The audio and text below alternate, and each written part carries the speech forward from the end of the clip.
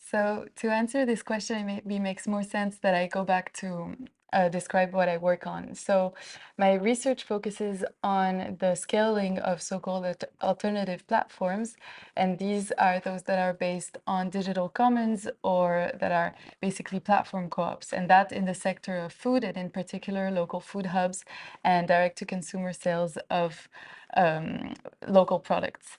And so my research aims to contribute to the debate on scaling, which I understand as figuring out the means or economic models for an organization that embodies cooperative principles to reach a viable and, most importantly, desirable size.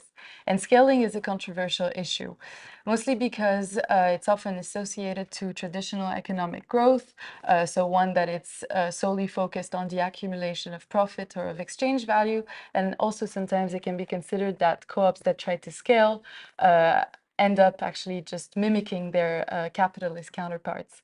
So based on work by some fellow researchers and professionals who redefine the concept of scaling in the cooperative context, and who distinguish between different types of scaling, such as scaling up, deep, and out. My take on this issue is that scaling is actually a necessary strategy for co-ops to thrive and be resilient in an environment that's most of the time hostile to them. So in that sense, scaling can take a variety of forms, and I consider three. The first one is basically gaining support from the state at different levels so as to develop more favorable laws in terms of fiscality, labor and competition that would be more favorable to co-ops.